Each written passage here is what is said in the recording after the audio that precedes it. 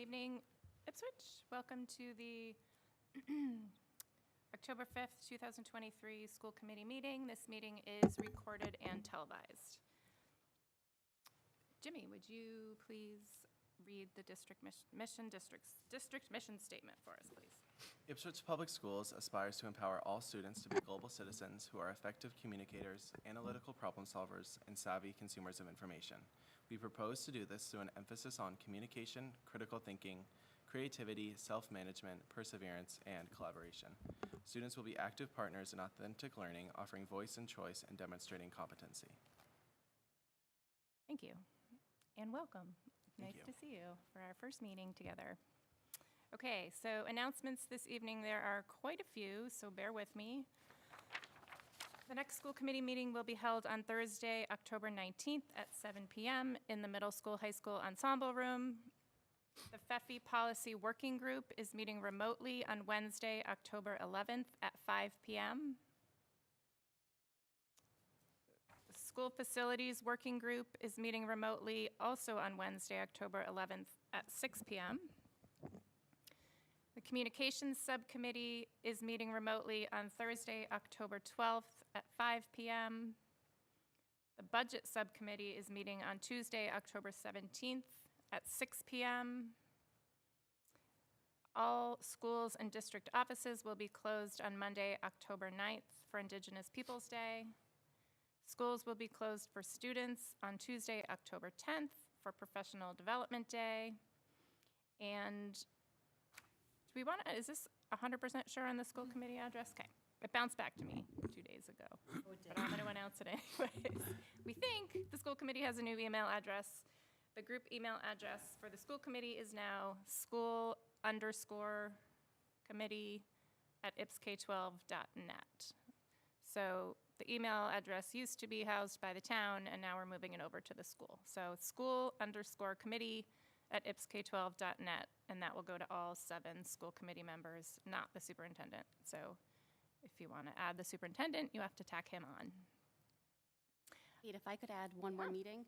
Sure. The Government Study Committee meeting is going to be on Wednesday, October 18th at 7 at the Town Hall. Can you repeat that? Sorry. Yeah, sure. Government Study Committee will be meeting on Wednesday, October 18th at 7 at the Town Hall. Yep. Thank you. I had one more announcement.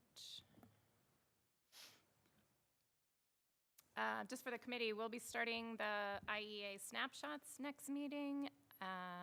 They will continue once a month throughout the school year, and similar to last year, they'll be sort of towards the beginning of our meetings. And we decided on once a month. I think the feedback from last year was that they were very positive and well received. So we're going to continue them, but we felt that given just the busy year ahead with negotiations and budget and everything else, we thought we would drop them to once a month and see how that went. So they will start next meeting on the 19th. One more quick announcement. You should have received your MASC conference booklet in the mail. If you didn't see me, and or you can look it up online on the website. There are a bunch of resolutions that are proposed in that booklet by member districts around the Commonwealth, and they will be considered and voted upon in the annual meeting in November. So if you could just read them over, we'll be voting on them next meeting, and Jenny will be representing us at the conference in November and voting on our behalf. Any other announcements? All right, special acknowledgements. I don't have any this week. All right. Anybody else have any special acknowledgements? Okay, citizens' comments. Good evening, Nat Pulsifer, 11 Waldingfield Road. I am a member of the FEFIs and enjoy meeting with and speaking to the school committee on a subject of interest to the FEFIs. They've called me off to be their representative at school committee meetings. The FEFIs are so pleased to be in a position to contribute $1 million a year to the various functions of the school, the moving beyond the envelope. And we feel that there should be some method of recording how the funds are used to the benefit of the school and the benefit of the town, so that the committee, the teachers, the town have bragging rights. Schools are in competition for the best students. We are the best school. We should make, in some way, an acknowledgement that these monies are really achieving the intended purpose. The FEFIs have absolutely no right or interest in how the money is spent. That's your job and your committees. So we're not saying do or don't. We just think that there's an opportunity here that we are missing. We, the town, the school committee, and so you're having the FEFIS committee is meeting in next week. I'd very much like to get that information. Perhaps they'll let me either sit in or join the meeting. Okay, so that meeting is next week, let's see. It's on Wednesday, October 11th at 5. But that group is really talking about reworking our policy around the FEFIs. So you're welcome to attend it. It's an open meeting, like all of our meetings. I'd like them to be thinking about this Yeah. opportunity that we see for an analysis. Very simple. Yeah, I don't know what that means, but very simple, intensely simple way of reporting Yep. the results of a specific grant. yeah. I agree. And I think that would be a good meeting to attend, because I think we can work some sort of method into the policy as part of that. But then the other thing you could do is there's the FEFI committee, the Payne Grant Committee, has a new, 3 new members this year. So they, Blake told me Okay. about that. I will pick up on that. We Yeah. have a meeting of the FEFIs in 2 weeks. Okay. And so I'm delighted to be able to report that. Thank you, Doctor. Our first meeting actually talked about wanting to track where the money went to, so we know who the money went to, but what is the net result of that? And finding a way to kind of bring that back so that we could do exactly what you're talking about. Wonderful. So that came up last time, and I think we're going to circle back around to that this time, so we'd love to have you if you want to join us on Wednesday. Very happy to join in the conversation. Wonderful. Thank you. Thanks, Nat. Yep, thank you very much. Any other citizens' comments tonight?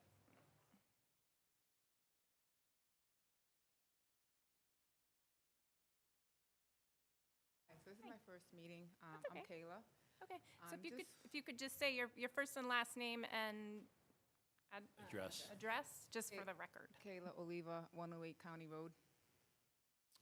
I'm here regarding the sports department and the football team. I'm not sure if you guys are aware that 2 weeks ago, a lot of team players got injured.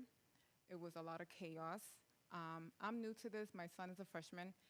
A lot of parents were really mad that night. When I left, a lot of parents directed a lot of vulgar language to the athletic director of the sports. It's not safe. We were trying to forfeit the game tomorrow. Linfield, if you know, is a really tough team. They're undefeated. And I feel like at this point, we need a new coach, athletic director. I hear a lot that it's covering friendship-wise, and he's here for a grant until he retires. As a parent, if you guys are a parent of a football team, we're concerned about their safety. And I don't think it's right that they haven't won one game. That should be assigned to you guys. Varsity hasn't won one game. JV hasn't won one game. The game 2 weeks ago, it ended before the last quarter. It was like 8 minutes to the game that was left. The last injury was a top notch. They were like, okay, game's over. There was a lot of commotion at that game. There was a guy in the booth that had a cardiac arrest. It was just, the poor training girl was all over the place. There was no ambulance on that. In my opinion, there should be an ambulance at all times, especially that night. So I really hope that you guys would think about having a new director and a new coach, because it's not safe for the kids. Thank you. Thank you for coming and speaking up. I do want to just give a little bit of background to public comment, just because you said it was your first meeting. So school committee meetings, the citizens' comments is a time for people to make comments to us, but I want you to know that it's not, we aren't usually able to answer and have a back and forth. It's just the way school committee meetings are set up, but it doesn't mean we don't hear you and we're not listening. And we are aware of you know, what's been going on with the football team, and we have heard a lot about it. So, we always take all citizens' comments under consideration, and thank you for coming tonight to speak up. Thank you.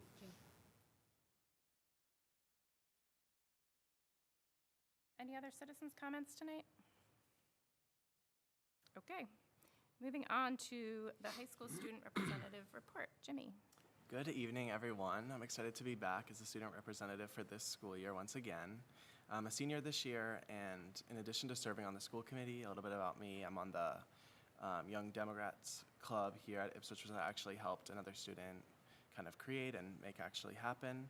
I've been attending DEI meetings and look forward to being a part of the DEI team. And outside of school, I work at a catering company in town in addition to a restaurant. So I have a very busy schedule, but I like it that way. I'm looking forward to moving on to college next year, potentially with a degree in either politics, government, or business. It depends on the day, whatever I respond to, but I've taken a lot of classes last year that are more business-based, but this year I'm kind of trying to double down on the politics and government side. I was eager to rerun for the school committee position because the student population in the Ipswich School District needs someone who speaks up and says things how things really are, which what I mean by that is just being completely transparent with the community and the adults that sit around this table. I fear that we would have a student that didn't address all these issues and wouldn't be completely transparent, which is why ultimately I did end up running. And that, like, the policy for running for the school committee rep actually changed from the year prior. Before, it was like a school-wide election, but this year it got changed due to state regulations that it was actually, you had to be elected to be a part of a advisory council, which is made up of 5 students in addition to the principal, and then it's supposed to have a member of the school committee, but I don't know if Jeff's still gonna do that again, or I think he is, Okay. but I can definitely ask him. because we kind of need to solidify that, or when the meetings are, so that'd be good to let him know about that. But anyways, so the process was a little different. There was another student interested, but I really stood strong and just said that, like, I really want to be there for the community as a whole and address these concerns as they come up. I really want to continue making the school or the high school rep position more well-known to the community. In addition to my peers in the high school, a lot of people didn't even know what I did or what the rep before me did or the rep before that did. It wasn't really known what was going on. A lot of students aren't obviously going to watch the multiple hour-long videos of these meetings, so the only times they ever attend are usually Well, it's riveting material. they only really attend for the sports acknowledgements, which those are important, but there's a lot of other important pieces of these meetings that don't really get addressed or don't kind of reach the students the way that they should. And I also think that the school committee rep needs to be better included in the committee and needs to be a better part and more like solid actually on the committee, because I feel like at times it's a little wishy-washy where I'm involved, where I'm not, and I just feel like it's not outlined to the rep itself, like up front, like here's where you're gonna be a part and here's where you're not, just out there, instead of like every time there's an issue, it's like, oh, you actually weren't supposed to come. Because on the meeting that was supposed to be, or the last school committee meeting on September 21st, I was actually informed the day before that it was an odd meeting and that I wasn't actually attending that meeting, when I had heard from my principal, who had just, his word was that he had reached out to Laura Hillary to make sure that I was a part of the committee, make sure everybody knew that I was on it. But I had followed up the day before just to kind of, the school committee last year had addressed concerns that I was bringing up reports that they didn't know what was going to be on it. So in their help to kind of understand what I was talking about, just to get my report or pieces of my report ahead of time. So I had done that, but then had found out that I wasn't actually invited to the meeting, which was, it wasn't great, to be honest. Like, doesn't make you feel included. Anyways, that meeting included citizens' comments and announcements and presentations like all other meetings. It was just moved up in the timeline. So I don't understand why there wasn't a student rep time slot like in there. I don't know if it was just a miscommunication, but overall the communication would need to be improved if that's gonna happen again, because that really can't happen. The point of me being here is not just because Desi says that a district needs a student rep. If there's a high school, I'm here because I want to be here, and I was elected to be here. the students in this community are relying on me to address these concerns. So when I just get left out, it doesn't look great. It's not good for our community. It's bad all around. Throughout being on this committee this year, I hope to illuminate those issues for future reps because, as I said, I'm a senior, so going forward, I hope there's a little bit more interest in the student rep position and more students feel like they want to share their voice, and by making the student rep position known, I hope to do that this year. Anyways, now that I've kind of said that, I've introduced myself a little, I've given a little background, I wanted to include results from a Google form that was sent out to students with the help of Vice Principal Ms. Calora to be then presented to the school committee. In the form that was sent out to students 2 weeks ago in preparation for that meeting, there were actually 56 responses at the time. I had analyzed that data and comprised this report. Students responded to prompts about school safety, motivation, what they're looking forward to, their support in school, and anything else they would like myself to review. Some notable responses from what students are looking forward to include Spirit Week, which is a great, really fun time from freshman year all the way through senior year. Everybody has a lot of fun. Everyone gets really involved. I'm looking forward to that myself. Prom is something that students are really looking forward to.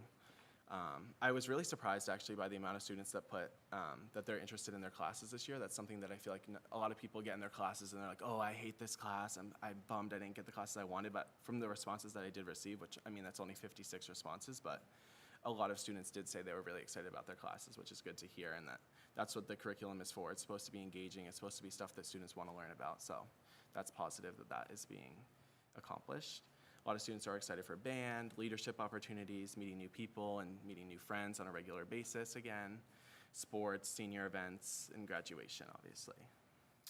I want to note that 82% of students said that they feel safe physically and that our school is a safe place for them. There seems to be a theme of judgment and unkindness that makes students feel unsafe, which was what I gauged from the responses, but that was a very small population of students that responded that way. Another question that was proposed to students was, do you feel supported at school by teachers and faculty, including guidance? 73.7% answered yes. Seniors and other students did explicitly mention they do not feel supported by guidance in their efforts to support seniors by being prepared or actually applying to college in that process. That they weren't helping students apply to college or submit their documents required, which is essential to applying to college. And that, I mean, I feel for myself, I'm a little biased in saying that like, the experience between all three of the counselors is a little different depending on the student and depending on that, which is difficult when some students are receiving more attention and some students are falling behind, not because of their own schedule, but because of the lack of effort on the guidance counselor's end. That's all for my report tonight. It was kind of longer than usual, but there's a lot of stuff that I felt needed to be touched upon. Thank you. Thanks, Jimmy. Does anyone have, I'm going to address a couple things, but does anyone have questions about Jimmy's Google form? I know he submitted it, and then we figured out how to make sure people could see the responses. So I don't know if anyone had questions for Jimmy on that? So is only 57 from the whole high school? That's pretty typical. I know it's a bummer. Last year I started off my first meeting, I actually think I said like I was gonna try and avoid using Google Forms or find a way to engage students in other ways. I just felt like for this first meeting that was kind of encroached on me. I thought I was gonna have more time, and then obviously with the first meeting date being mixed up, I could have had more time to do something different, but that was what I had initially done. But compared to last year, I think the highest amount of responses last year I received was around 100, so. Is there a way to have like 5 minutes at the end of a class or something? Potentially. I think it's really good information. Yeah, it is really good get, information. Like, a whole, I just wouldn't want to put that upon or taking out of like the teacher's time because I feel like. No, it would have to be what do you think about this? Yeah, obviously, but I don't know. I want to explore, like at the end of last year, the advisory council actually did like it wasn't a fundraiser because there was no money involved, but it was like a form fundraiser. Like there were donuts and coffee offered to students that submitted a Google form. So that actually dragged them in to actually submit the form, fill it out more honestly. I mean, there were some like random responses that were brought up, but for the most part, there were way more responses on that form because it wasn't like students just filling out a monotonous Google form. It was something to really get them excited, and then there was an opportunity to explore what the advisory council actually was because students didn't know about that either. So something like that, again, could be a great way to grow the responses. Do you give a deadline on the Google form? I didn't for that one because it actually got sent out on the wrong date, but I don't know, when I get a survey, I like a deadline, because otherwise I'm Yeah. just like, I'll do it later, and then that's I true. don't. That's But good if it's like, feedback. Yeah, I need it 'cause by maybe Friday at they'll- noon, even if you yeah, don't really need it yeah, by Friday that's at true. noon. Like, I don't know, like just an only like idea. a couple days, because again, if it's due like in 2 weeks, again, you're like, I'll do it I'll get later, back to Yeah. and then you forget. But, Something like that. other questions or comments for Jimmy? All right, well, I will apologize for the first meeting snafu, and I'm sorry if you felt like you weren't invited. It was a bit of it was a communication issue. We weren't going to have a meeting, we were just going to have a workshop, and then we realized we had a few things to cover, so we made it a quickie meeting before the workshop. And so I think it was a communication issue, and then it was also, we realized we couldn't have you come because we didn't have you posted on the agenda as an agenda item. So Okay. for what it's worth, I know, we'll try to do better, and I apologize for that. And so going forward, you're invited to all meetings unless it's executive session, which I will let you know about. And so Jimmy typically stays till about 8:30 or so because of all of your other commitments. But, you know, you're always welcome to chime in if we're talking about anything really that has, you know, that you want to give your thoughts on, just like everybody else. When I try to open things up for discussion before we vote or before we move on to the next item. So your voice is always welcome. You are obviously a non-voting member, but your voice is certainly encouraged. So, thanks. I just wanted to add, I don't know if anybody follows MASC on Facebook, but I think it was like yesterday, they just put up a little FAQ about the student rep role, so I just dropped that image in our folder. It's nothing, it's basically everything we just discussed, but it's nice to have that to refer to, and it spells out, like you But said. then like Yeah, you can't exactly, access yeah. that. Yeah, We because, can't access that. Well, if you have Facebook. You could I don't email know. it. Yeah, I can email it to you. yeah.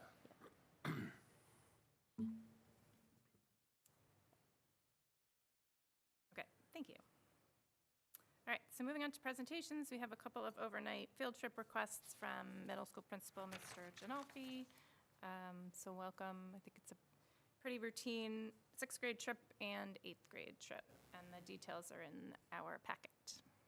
Evening. Hope everyone's doing well. We have 2 trips. The first is the 6th grade ecology trip, April 23rd through 26th, up to Saco, Maine. I know that one's been going for at least 15 years, if not more. I believe it's $370 this year. Second trip is the Washington DC trip for the 8th grade. That's a little more money. That's comes in at $1,079 this year. It goes June 4th through 7th. It's a little bit more. So all the details should be in. So these are pretty. In are these- the agenda. And these are pretty standard 6th and 8th grade trips. The 8th grade trip didn't happen for a number of years, but it's been back for 2. This will be the Yes, third year. third, I think. We use Grand Classroom, which is a company that we go through, that we've been going through the last few years. I have a freshman, so she went last year and loved it. We do use a PAIN grant, the place-based learning grant, to help the cost of some of our families that can't afford the whole trip, because part of it is very expensive for the Washington trip. Well, we should we need to take these separately, so let's first talk about the 6th grade trip to the ecology school. I wasn't sure if Riverbend Farm was new, because I'd never heard that term, but I just Googled Yeah, it they last night. They It used seems to like use, it's, used to be Ferry Beach a number of Yeah. years ago, and that facility is not, they're not operating anymore, so okay. they moved it, I don't know if it was last year or the year before, to further up the river. It's still on the Saco River. Okay, looks really nice. Yeah. So there's a couple different dates on the form, but it's the 23rd through 23rd 26th, to the 26th. definitely. And then I didn't see Nurse Reed listed as a chaperone, but it said she's going to give Yes, she will. medications. She's definitely going. Chaperone, okay. That's a pretty good, at least 10 chaperones for 120 kids. Yeah, and Mike, some more as well, depending on the needs. In 6th grade, there's a few less kids that are ready to go for an overnight trip. We also offer some day trips for students that don't choose to go. By 8th grade, usually most are more willing to go from, but in 6th grade, there are some that are still, don't want to do the overnights. So any questions or discussion about the 6th grade trip to the ecology school at Riverbend Farm? How do you? I'll entertain a motion to support, or not, but hopefully support. Move to support the grade 6 ecology school trip in 2024. Second. A move by Diana, second by Jenny. I just totally blanked on your name, sorry. That's okay. That's fine. Move Rose. by Diana, second by fine, Rose. Jenny. Further discussion? All in favor? Right, so 5-0. All right, and the Washington DC trip. Same thing, Nurse Reed will be going. Yes, Traveler she is. Oh, she has an 8th grade daughter, so it helps too. Oh, She has an right, 8th grade yeah, daughter she as well, so it helps. she went to England too. She gets all the good trips. Yep. So I didn't see I didn't see any chaperones on this trip. Obviously, there are a bunch probably, but Yeah, most of the 8th grade staff Grade goes, if staff not all, goes. from what Staff I've been goes. told. Obviously, when my 2 children were here, they didn't go on those trips, so not as familiar with that one.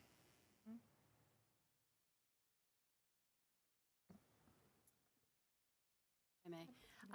Just curious, how long does it take for the bus to get to Washington? I remember I lived in Wakefield, and it was a long, I'm Yeah, just it's- curious. Depending on traffic, 8 to 10 hours. I think it's more like closer to 8, hopefully. Yeah. And then they break it up on the way back. We stop in Philly. I'm also going on the trip as well, if you approve it. And on the way back, they stop in Philadelphia for a night to try to break it up so it's not as long. But the morning down is a ride. I'm sorry, they stop So in it's 2 Philadelphia nights in overnight. Washington. Oh, okay. 2 nights in Washington, 1 night in Philadelphia. Okay. Yes. so they bomb down the first day. They leave really early, like Yeah. at 6 a.m. Yeah. And they get there at like 3 maybe, Yeah. and then they just go. They just keep going. They just do stuff until like 10 Yeah. o'clock at night, Kids- and then they kids can do sleep this. like rocks. Good for And you then they to have do 2 it. full days. A little exhausting, but That's by You design. want adrenaline. That's by design. Keep them busy. This Wear trip them out. historically has not allowed cell phones. Is that going to continue to be the I believe case? that's the policy. Yeah, we want to keep that. That's been probably controversial among some parents, but I think a really nice. There's very few Feature. places left without cell phones, and it's refreshing, And they survive the bus ride. definitely. I used to same. chaperone the same trip when I was a young teacher in Peabody. We'd go to Washington. That was Yeah. before cell phones were even invented, so Right. they definitely did well. There was a big line at the payphone, I remember that. Yeah, they sing and they. Absolutely. Okay, great. Any further discussion on this? Mm. I will entertain a motion to hopefully support, but nope. I will entertain a motion. I move to support the middle school Washington, DC, and Philadelphia trip. Second. Moved by Diana, seconded by Jenny. All in favor? 5-0. Great. Thank you, and we will get, oh, he's not here anymore, but we'll get pictures and everything to Mr. Pulsifer to show the Feffies. Okay. Oh, yes.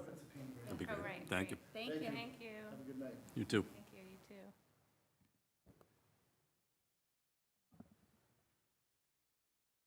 Okay, tri-board meeting recap. I thought it would just be good to have a little chat about how people thought the tri-board went. It was a first tri-board for several of you. So to refresh your memories, there was the Whittier presentation. We gave an update on the statement of interest and the phone call that we had. And then the other thing that came out of that was the need for somebody to, they're revamping the strategic planning working group, so we will need a representative for that committee. So if you want to take them one by one, Whittier presentation, I don't know, how did people feel that went? It's a great program. I mean, yeah. I mean, so many great things about it. And the building clearly is struggling. But it's hard to see, given the amount of students that are from Ipswich, it's hard to say, okay, everybody should, Ipswich should chip in for that, or whatever our percentage is. But then again, we need to see ourselves as a team in this issue. So it is, I don't have a this yes or no or anything Yeah. for me, but yeah, it's such a worthy cause. Yeah, and it's public education, and it's our students. It's a small percentage of our students, but it's Yes, and the trades just are as really, important really as all students. so. needed. I feel like we don't have it on our agenda, but, I do feel like we will need to take a vote to support or not support this as a school committee, because it is, I hope all the boards do, to give the public some sort of sense of whether the boards support it. So we can put that on a future agenda, but I was curious what people feel like any more information they would need to make that decision, anything else we can get from Whittier. We did get updated numbers today that I didn't have a chance to look at yet. But I believe they were slightly lower than did that go to the whole committee yet? I saw them, yeah. Rest of the whole committee. Okay, so I believe they were slightly lower than the numbers they presented, so we would need to, there's the estimated tax impact, so we'll need to go through that. But any other impressions or things people feel like they would need to know from Whittier? I would like to know just if it's possible to figure out what the trend of how many students have gone to Whittier over the years. I think the number is 23 now, or 27 now, or 28? Has that been fairly consistent over the last 10 or 15 years, or? In that email to Sasha, you had the last 5 or 6 years. If you have it up, that'd be great. Because the narrative that came out of that meeting, and it was sort of displayed on the front page of the paper, was that, they're asking us to pay $1 million per student, and I don't think that's a very effective way of looking at that problem. I would think you have to amortize it over a longer period of time with the total number of students, but it'd be helpful to have those numbers. Yeah. So Thomas, the last 6 years, I believe it is trending up slightly. I want to say the numbers were, I'll wait for the numbers, but there's a mismatch between the percentage of students we send and the percentage we have to pay. I do think that's true, but that's just the way the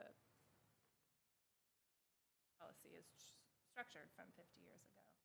Right, I think I was just sort of saying that if you're looking at the overall impact to Ipswich, it can't be for the students that are just there now, right? Because you're Right. looking at a 40 or 50-year build. More than 1 year. Yeah. I just want to echo what you said, Matt. I totally agree, and I think that's dangerous to go down that path. We don't take any other project and divide its worth by people in that building for 1 year. So I agree with what you're saying.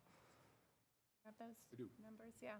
So this year for fiscal '24, there are 30 students. Last year, there were 24 students. Fiscal year '22, there were 28 students. Fiscal year '21, there were 23. Fiscal year '20, there were 24 students. So I only went back 5 years, but we could certainly go back further. So mid to high 20s. An October 1 count, as we all will produce, will be out next week or thereabouts. The official, and that will be the official enrollment to base budgets on and state aid and so forth. So we'll have a building of FY '25 budget based on that. But so mid to high 20s for the last 5 years or so. So that's 130 total Right. of that. And then, of course, how long are those repairs going to last? Or repairs, the new facility? Many, many years. So then you add all those numbers Right. to this. So, Did I understand correctly that, I know I understood that not every Ipswich student that applies to Whittier gets in, That's correct. but is there also a cap to how many they take from each community? Is there a cap? to Ipswich? I thought I heard her say that.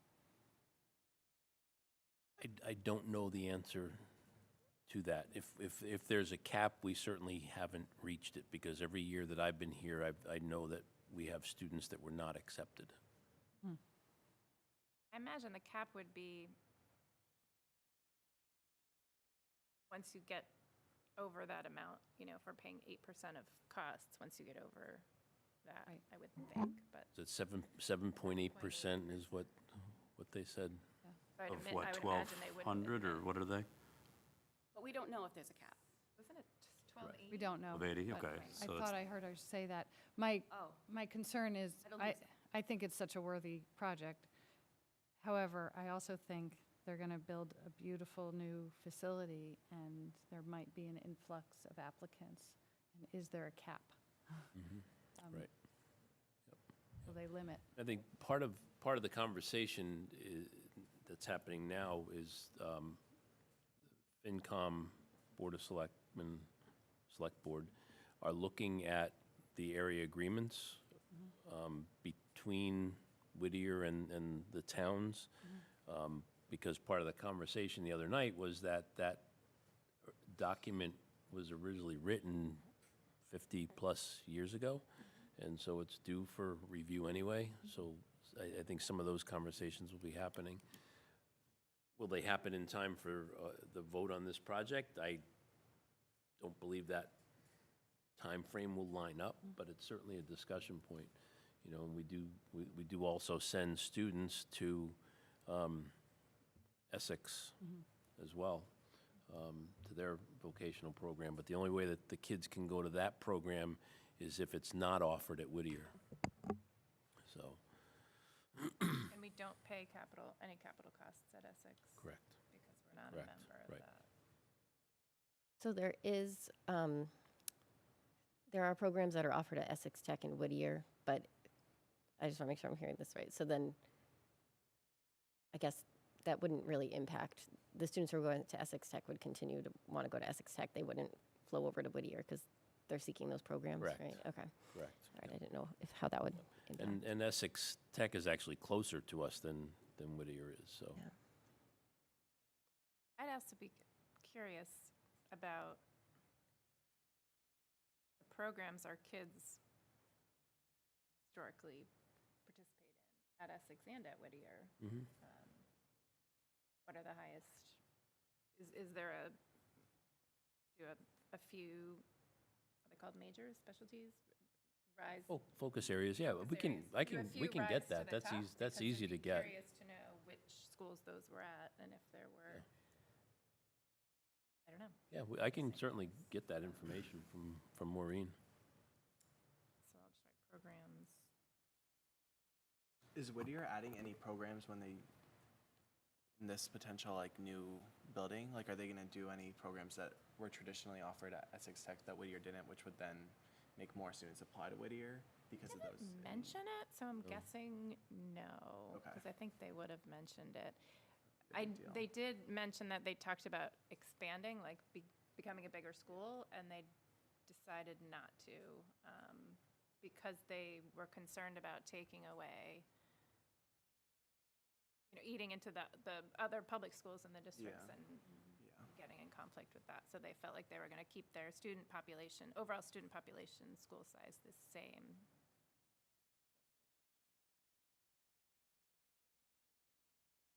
I have a question just about procedure. So typically for big projects, they go to town meeting and then the polls, but I guess, is it just because this is regional, it only goes to the polls? Okay. No idea what I mean, you just said. I couldn't hear you, I'm sorry. She said traditionally, big things go to town meeting and then the polls, but in this situation, Yeah, it's in just this the case, poll. it's outside of Special- the town meeting discussion, Special because vote. Essex, I'm sorry, Whittier is actually running the vote. So it's, Whittier is working with each individual town, and my understanding is that the vote happens on the same day, during the same hours, in each town that sends students to Whittier. So it really has, it's outside of the purview our local town meeting and town elections. If I may, did the calculation a few times to make sure I did it right. If we go with the 130 in 5 years, and then for 20 years, just say the new building until, I think it would be even longer than that, but it'd be 520 students in that time, just, Which 20 is the years. population of our whole high school, about. So it's not just the students now, as Matt was saying. So that's Yeah. a lot of students. We have to be careful doing calculations like that, because it's 30 students this year. There were 24 last year, but the bulk of those kids are the same students. So it's not 25 new kids every year. It's those kids are leaving I us see. out of 8th Right. grade and spending their 4 years of high school there. Right, So That's it's not necessarily Good point. right, 20 Right. odd students Right. new students every Right. year, so. that's true. But you could still Wanna think be about it careful. as Yeah, 20 yep. years of Yep. Educating. Yeah. educating. We Educating just- years. Right. We Yes. just don't want to further Yes. mislead the public. Yes, sorry about that. Was the idea at the end of tri-board that at the next tri-board, this would be discussed? We haven't, I don't know that we. I don't think so. We didn't talk about it. We haven't planned the next tri-board agenda yet. I think we're gonna, I don't know. I think there is one on the, Tri-board scheduled, but I think we were getting into more budget stuff at that tri-board meeting, but I think the chairs of the 3 boards have agreed. We each feel like we need to take a position on it. But that's sort of as far as the conversation went. I feel like with a January vote, we should dedicate a good portion of a meeting to getting these questions answered, having a discussion, and taking a vote. Ourselves. Yeah, Yeah, yep. ourselves. Agree. We can put it on an agenda, future agenda, for sure. so there's tentatively, I believe it's tentative, tri-board meeting scheduled for November 14th. I have in my calendar. They're going to do a walkthrough, a tour of the Whittier in January. Yeah, Is that open to the, like a public? week before? I don't know, but I imagine it would be on their website. The okay, the so, walkthrough, I believe, is open to the Yeah. public, sure. so Yep. maybe the meeting before that happens, we could announce it, if you think that's, and then,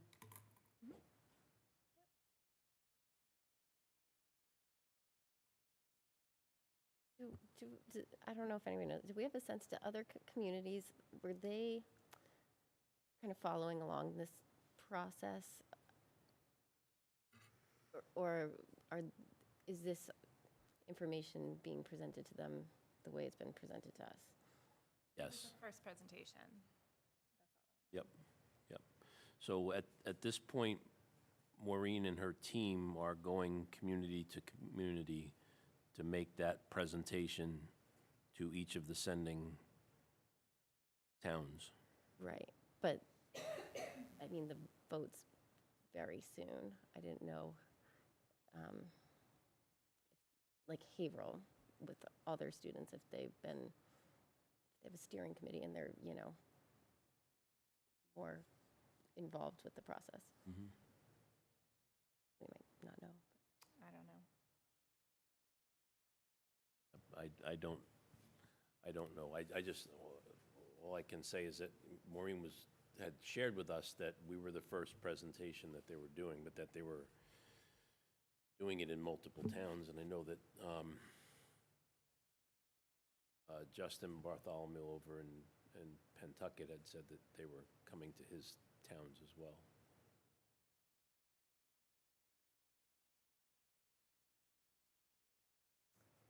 So anything else to discuss about the tri-board meeting? I will be circulating an email just asking if anyone's interested in representing us on the strategic planning working group going forward. so you can respond to me when I send that.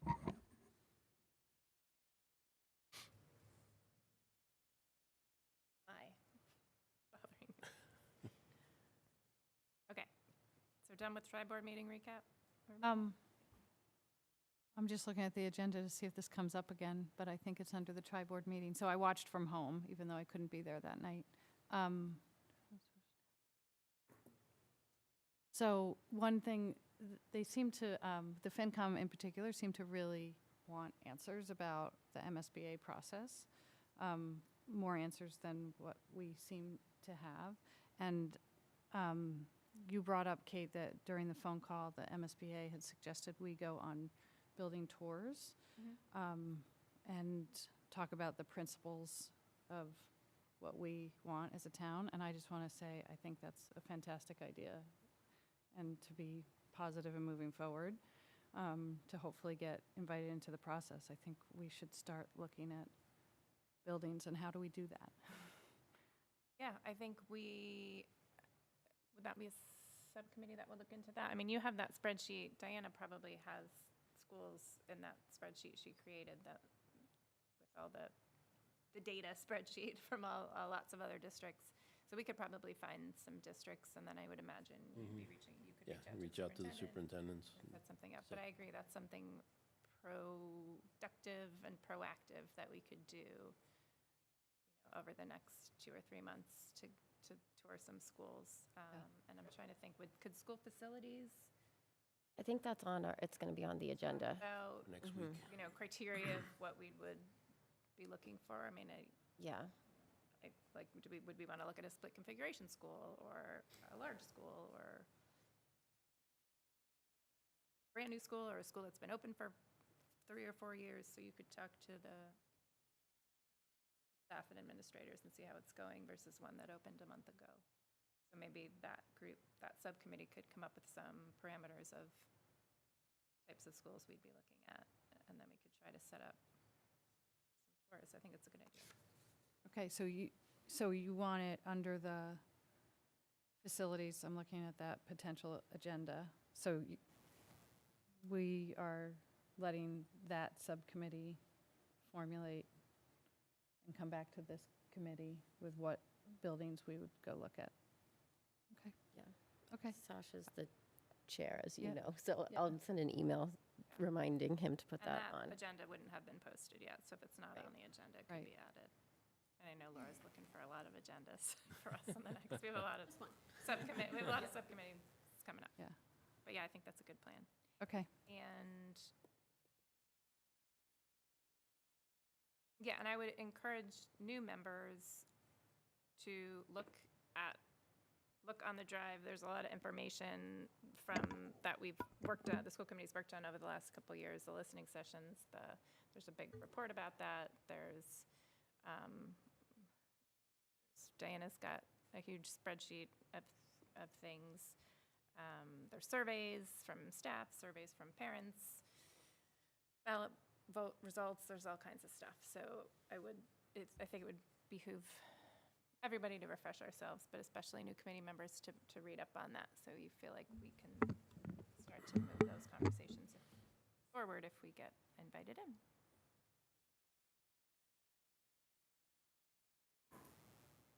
Okay, moving on to superintendent 23-24 goals review and approval.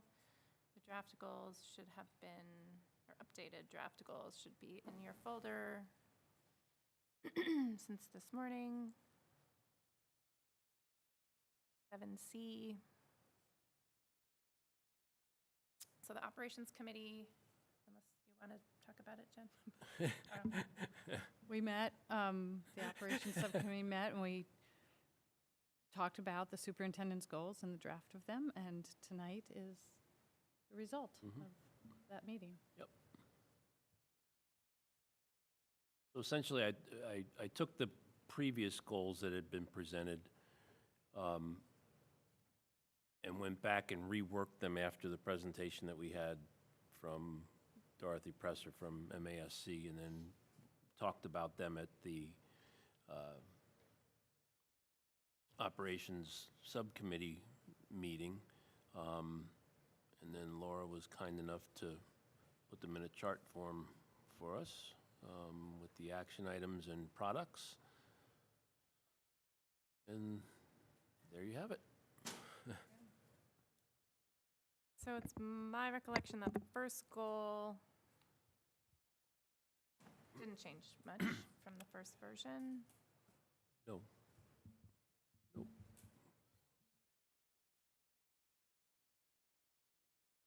Second goal was sort of added back in, and this is most of our discussion revolved around the management and operations goal. Mhm.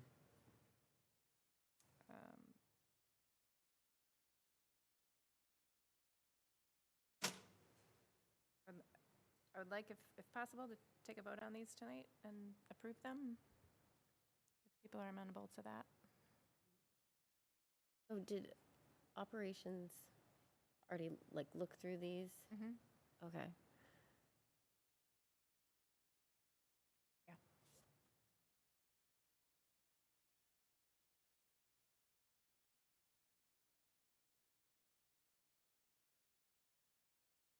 Are we discussing? Floor is open for discussion or questions. For the first one, the product is establish a work plan for moving forward with the framework. Is that assumed to be by June, the school year, or is? School year. Yep. Okay, end of the school year. And I guess, is that an assumption with all of these, like that they all are, the end time is the school year? Okay. Yeah, obviously, I'll have to, by the time the evaluation is, when we're wrapping it up, I'll have to report out on the current status, so it may be a draft document at that point, but. Okay.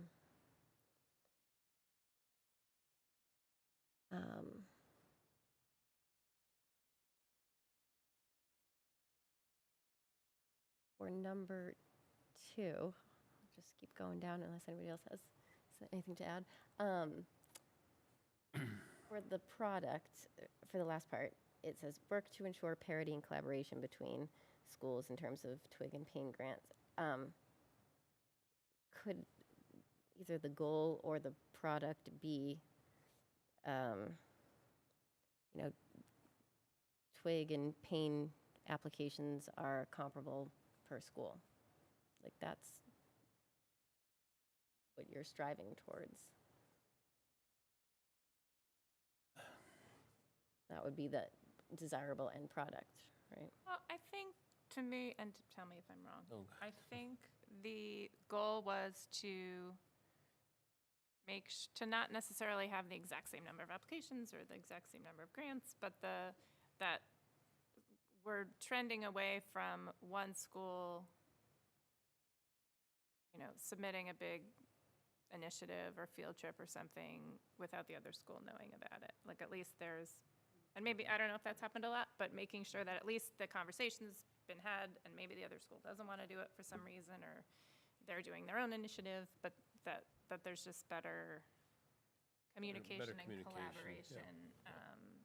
So the end result might be one school submits more grants, but it's a wide grant that applies to all kids or something. So I don't want to be too strict in having equal, because Yeah, I wasn't saying equal, I guess equitable, whatever. But like, the product is work to ensure. I think the product should be there, Sure. yeah, and just ensure. Okay.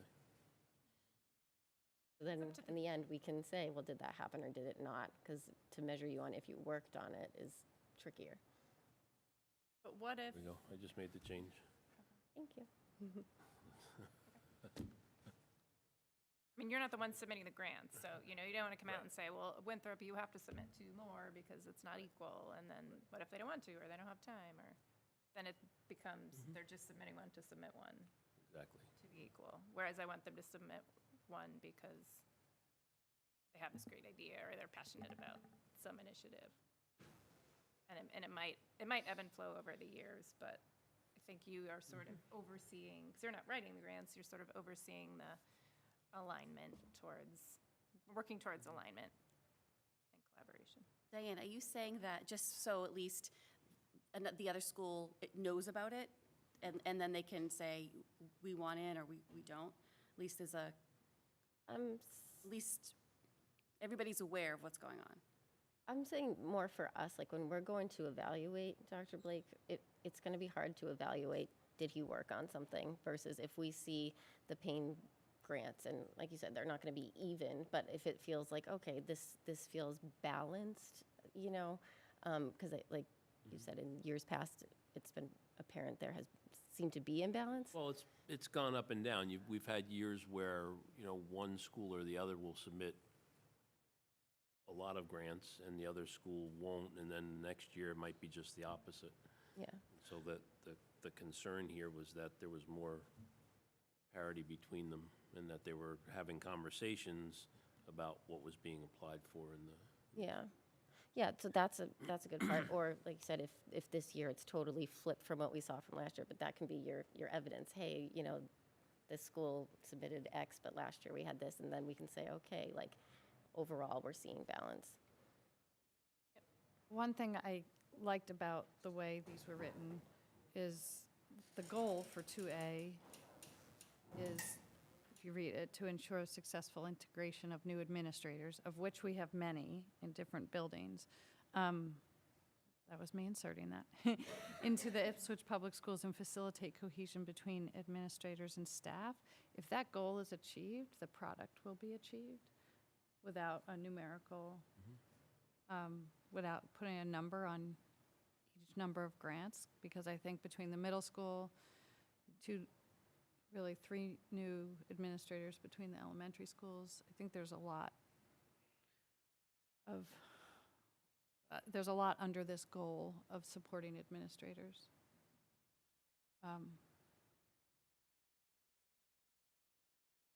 And I kind of imagine that when we do the evaluation, Dr. Blake is going to have a lot to write under what was done. And we can talk a little bit later in the workshop recap about an idea I have about sometimes putting goals in our agendas, like linking agenda items to goals, which I think will help us track, like, and it could be our goals, it could be the superintendent's goals, but just making sure what, like, oh, this presentation is here because it's mapping to this DEI goal or this, another goal, is another way to kind of keep track of it and have us gathering evidence over the course of the year. I think the third and fourth goals aren't much different than they were before.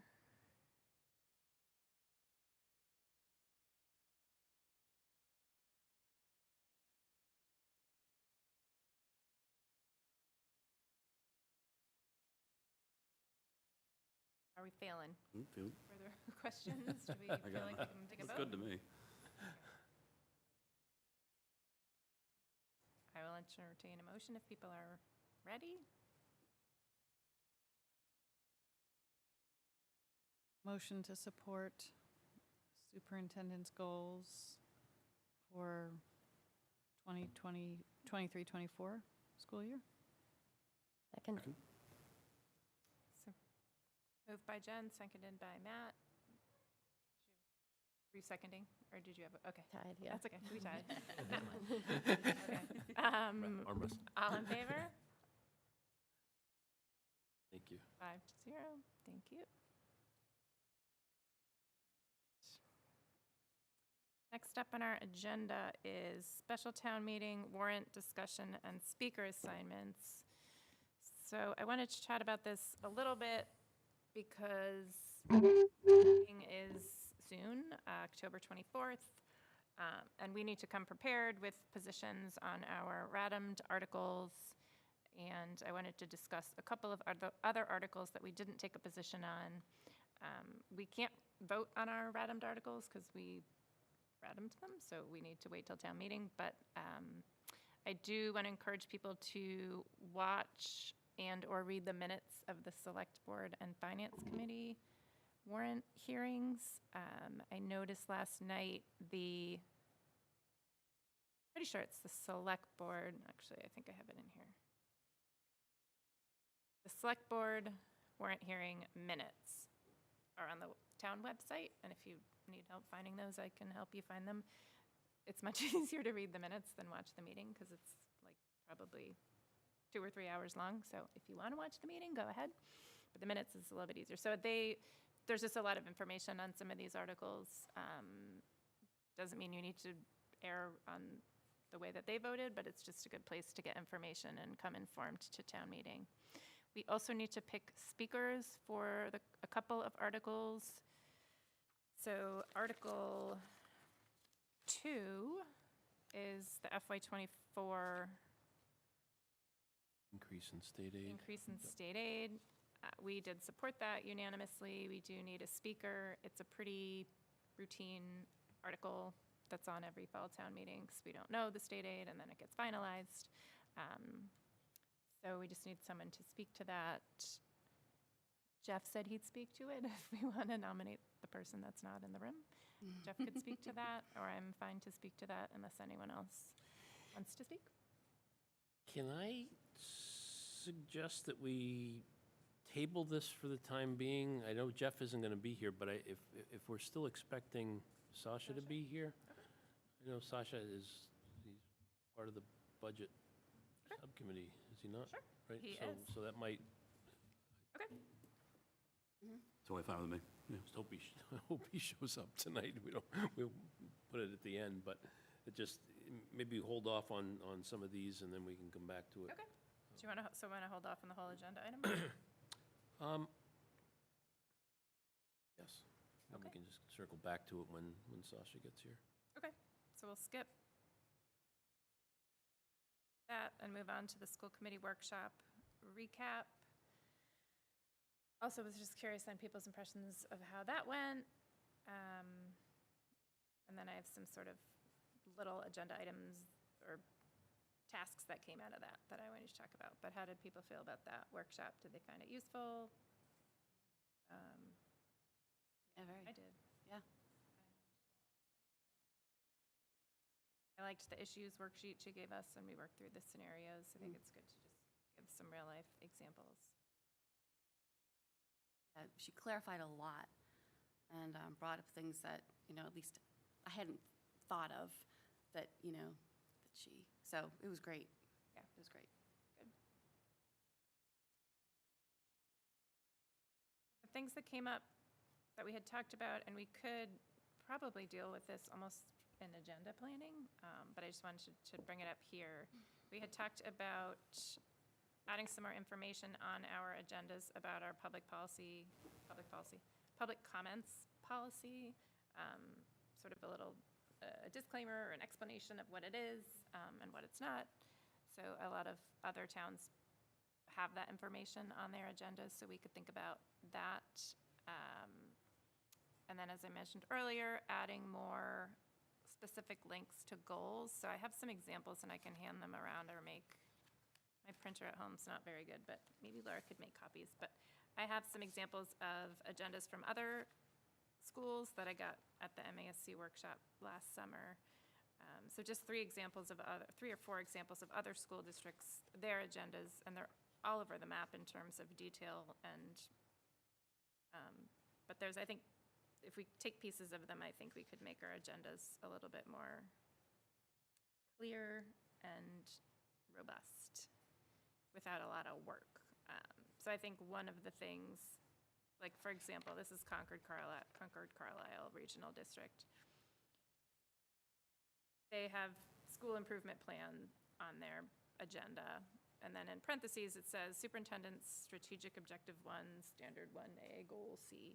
So it's just a link that presentation is linked to that superintendent meeting their goal, which I think is nice. So we could easily do that, I think, in agenda planning, and it wouldn't come up all that often.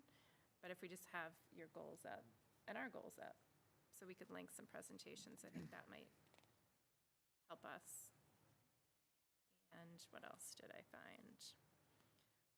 A lot of superintendent's reports are bulleted on the agenda, so there's just a little more information, but we can talk about, that might be, you'd have to get those ready early enough to be posted.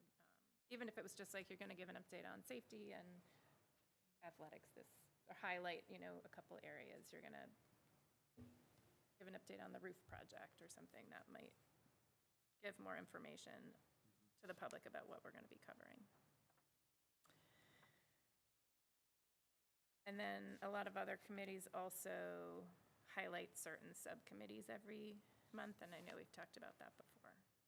So those are just some things I got from the workshop that I think we could implement pretty easily. And the last one was printing hard copies for visitors. I know I always used to They're right come. there Oh, on the they're right sheet. there. See, we already did that one. Years ago, when my kids were in Thank kindergarten, you. I used to come to the meetings, and there was hard copies, there was like snacks, and there was coffee, and it was And- nice. And we stopped doing that when we went green, because nobody would take them and they would sit there, Right. and the food would go in the garbage, so Well, I don't we think we stopped should do doing it. food. I mean, that's a little much, but maybe for a public budget hearing Food or went to something. we can- Or when the principals come present their budgets, maybe. Jenny we can brings get a little. snackage. yeah. Well, Jenny always brings raisins. I don't like raisins, you know that today. Hot ticket item. I like raisins. No almonds, though. Almonds would be good. So anyway, so that's just a couple of easy things that I think could improve transparency. In terms of the posting something about public comment, communications will be discussing that at our meeting, and we're happy to report out and then Yeah. hopefully get that rolling.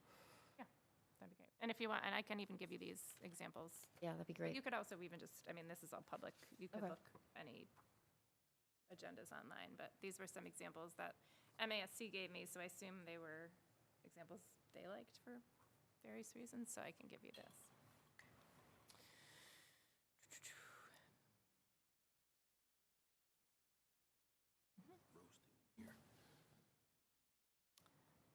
Anything else on the school committee workshop? Thank you for setting it up. I also thought it was great, and then I know the woman from MASC said that she has like a whole menu of presentations she gives or that MASC can give, and I don't know where that menu lives, but it'd be interesting to kind of see what they can present on, and even just thinking next year, the year after, what would be good to Yeah. touch upon. Yep. They have pretty decent lunch and learns regularly. I went to one on budget, I think my first year, and then it's hard for me to make them, but they do have really interesting lunch and learns. So it'd be good for me, or if anyone else wants to volunteer to be sort of the person that stalks the MASC website or gets on their mailing list and gets alerted to those, because one came up and I couldn't go, but I tried to get Jeff to go, and so sometimes those are just really good for like professional development and learning. But we could also look on the website to see if they have a standing list of, Yeah. and we can reach out to her, I think, as well. All right. Finance update. Line review. Oh. Good evening. In your packet, and in your folder, rather, there are 3 reports. Calling attention, just picking one of them, the year-to-date budget report is there. There is, I'm pleased to report, things are progressing, I would say, naturally and well with regard to the rolling out of the fiscal year '24 budget. There isn't anything at this time to really call your attention to. We are monitoring certain spending. We are monitoring some of the things that are coming in that are a little, I would say, higher or unexpected, particularly around facilities and the types of improvements and facility things that we have brought forward as projects this year, which probably, in all fairness, weren't anticipated like a year ago and during the budget process. Some of the things around security, for example, is one of those. Necessary repairs to some of the infrastructure matters. Things that we're encumbering in the budget because we have to move forward with some repairs, but we're hoping to find, additional resources to be able to support some of those things, the Winthrop boiler being a primary example of that. So I only raise that if you happen to see if you're looking at the report in some of the building and operations areas, there are some negative balances against the original budget, not necessarily, of course, against the overall spending. So I just wanted to call that out, but Chris Race and I are paying very tight attention to what those costs are. The budget overall is 32% expended, which is perfectly reasonable and understandable for October, or having a quarter now, July, August, and September under our belt and behind us. So the rest of the budget has opened and is progressing well. Second thing to call your attention to is the monthly the report on revolving funds, gift funds, and stabilization accounts. That's a single-page handout with the green and blue heading. There is nothing really extraordinary to report here. Really, not a lot of difference from the August report. The only thing that probably would be to call some attention to are, for example, the accounts in which we regularly draw a salary against, particularly Tiger Tots. That program is now fully up and running, whereas a month ago there weren't any salaries being taken out of that, whereas there are now. Same thing with a food service. So really, what you're going to see the biggest fluctuation in these accounts is where we draw a salary on a regular basis, whereas a month ago we may have been like two pay periods in, we're now 5. So. But all the revolving fund, gift fund, and stabilization accounts are healthy and as expected. The last thing to bring forward is the draft budget timeline. I've made a few adjustments from both the last school committee meeting as well as, and perhaps more significantly, from the tri-board meeting, with some input and feedback there. The town manager shared with Brian and I a revised, or an updated, I suppose, town calendar, which he has asked, once the school committee approves our calendar, he's asked that I incorporate ours into theirs, so there's one sort of town-wide master calendar. The budget calendar, or the budget timeline that's in your material tonight, probably the biggest date to call attention to, really when things begin to tighten up, is end of January into February. We heard some questions from some of the Finance Committee members about when we may be presenting to the Finance Committee. Right now, those dates aren't published; they aren't in the town calendar, and so I just placed the week of March 4th. There was a conversation at Tri-Board about picking 2 nights or 3 nights.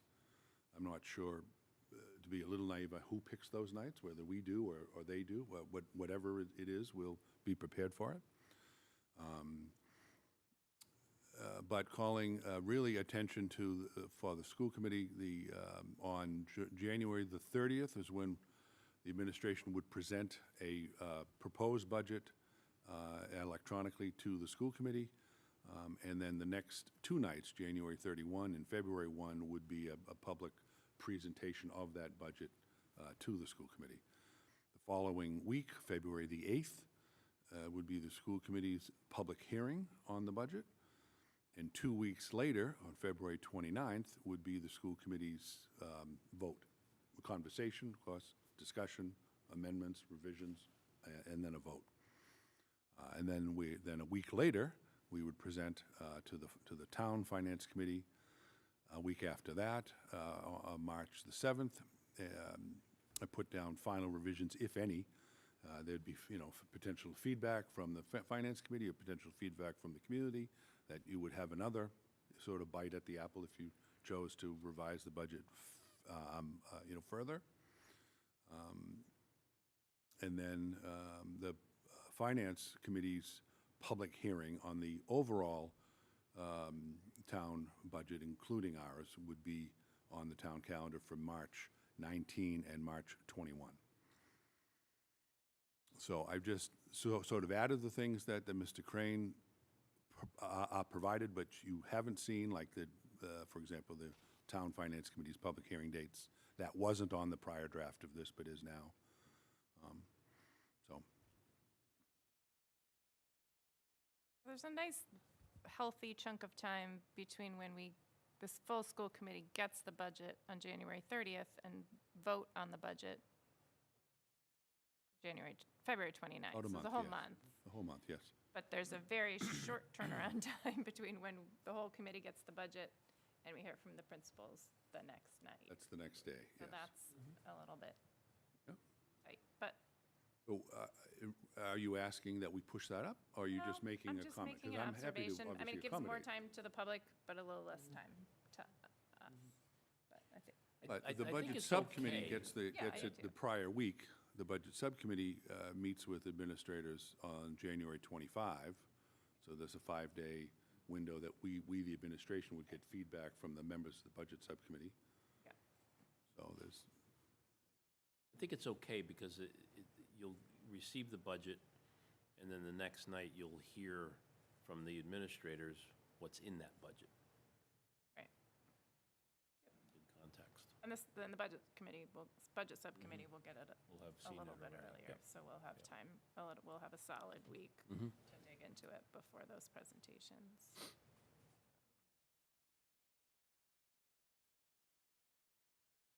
Questions? Yep. go there ahead. is also, which was on the prior schedule, but just call out, January 16th is a tri-board meeting. I'm not sure if it's the one after the next one. I think it probably is. But January 16th is a tri-board meeting that by the town calendar requires that the town manager do a budget presentation that includes some highlights or some overview from the school administration, Dr. Blake. So that is on the town calendar as well, and I've placed that on here as well. January 16th is And that the, will include capital. it would, yes. Oh, yeah. Of which we're a decent chunk. Questions on, we can work backwards, questions on this budget calendar? One thing, if I may, just on that, you made me think, depending on how the MSBA comes out at the end of December, that could be a significant topic of the tri-board meeting with their comments around the elementary school proposals. Because they'll be voting, MSBA board will be voting December 20th or 22nd or thereabouts. Noon now. Like It's, you said, that's right, it's October. here we are, right? Around the corner. Time flies. I know. So I believe we decide, I guess, in conjunction with the Finance Committee, when we would present. So it seems to me like we would be presenting March 5th and 6th. Tuesday, Wednesday, because 7th is our regularly scheduled meeting. And I can follow up with that at the chair's call, that we will discuss capital at a previous meeting, and then those two meetings. Okay. Presentations. Questions about the budget calendar? And feel free to shoot me emails next week if you're like, I don't know what I need to be at. I can tell. When does bean counting get assigned a date? So that would probably be on the town meeting On the town calendar, meeting side. but it's Okay. usually, April. It's in April. It's not in the calendar as of now, but I'm sure it will come up somewhere in April. but it's after all this, so it would It's be after the all very this, end of yeah. March or beginning of April. Yeah, I think last year was in March. Okay. Season? So it would certainly be after March 21st, which would be the second night of the town's public hearing on the budget. So it certainly would be after that. I think it was April, I think it was one Saturday morning in April this year. March? I went skiing after, that's why I know it's early. It would certainly be after March Okay. 21st. Okay, cool. Thanks.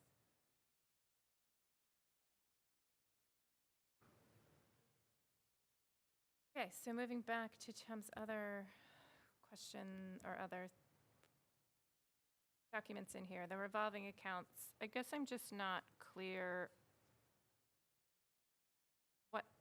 Could you talk a little bit about the food services revolving account? Because I know it's a revolving account and the money that comes in, I think, just needs to be spent on food service. But how does that work with universal free lunch now? 'Cause it feels like that balance seems really high to me. Before we unclear go to why. there, bean counting last year was March 18.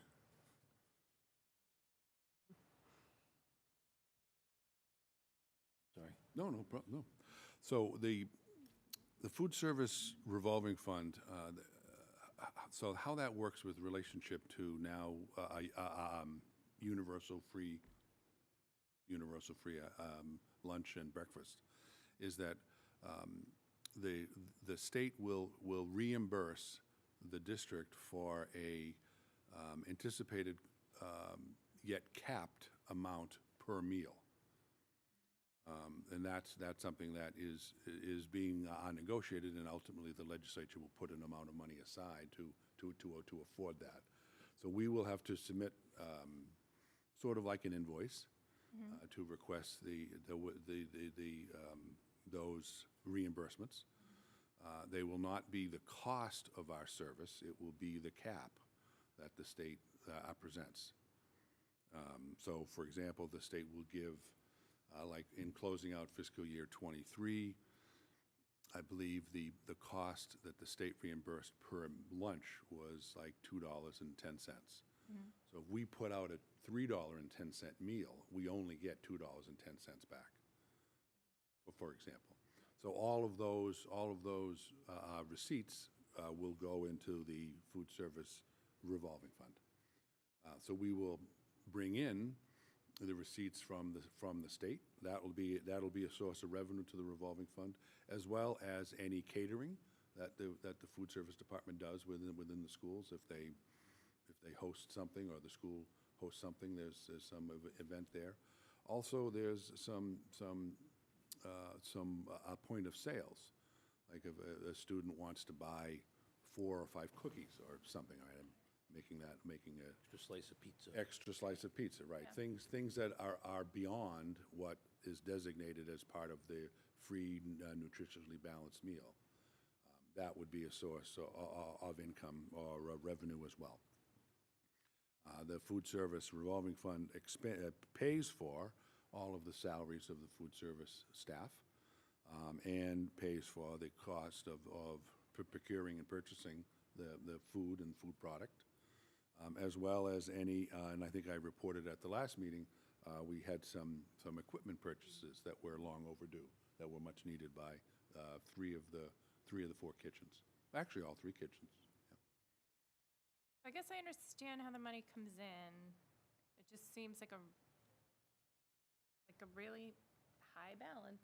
That would be great to use. We need money, but we can't. That money's just.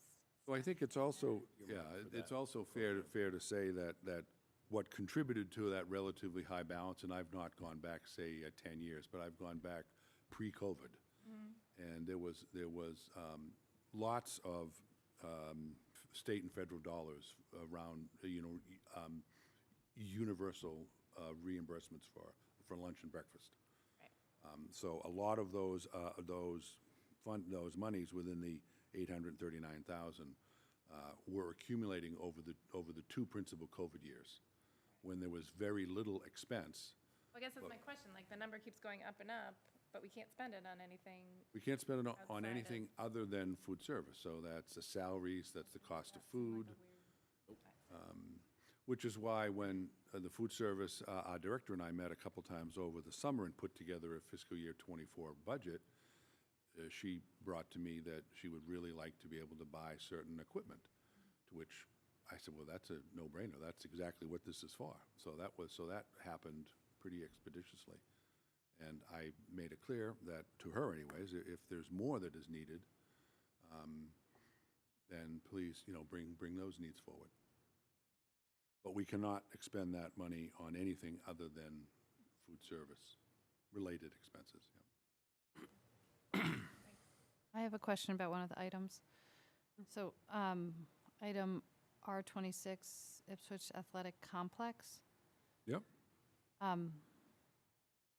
What exactly, where did that come from and what can it go toward? So where it came from, the people probably around this table are going to have a better historical perspective on that than I, so, but that was funding that was originally set aside back when the athletic complex was being built and renovated here on the high school campus. So those are remaining funds that were appropriated at the time, placed into the revolving fund, and have remained there with that $24,000 balance for quite some time. Okay. And the only thing that could be spent upon are certainly improvements, enhancements to what would be The deemed complex. the complex. Okay. I'm not sure what every facility of the complex is, but I can certainly, look into what that is. It would be the turf field and the track. Right. Yeah. So if there's a renovation or a repair needing done, or that money would be the first sort of go-to place for those repairs. But is it used for continual maintenance of the turf field No. too? No. No, it's just for sort of a capital improvements or capital repairs. Would still have to stay true to the original appropriation of funds into that fund to begin with. Like the definition of what that revolving account can be used for. Other questions?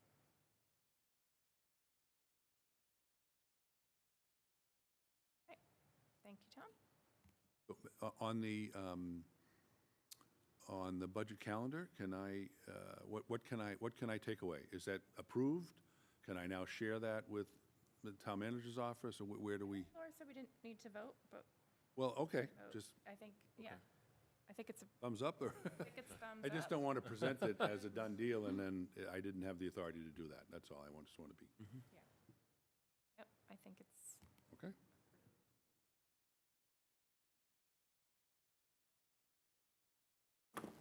okay.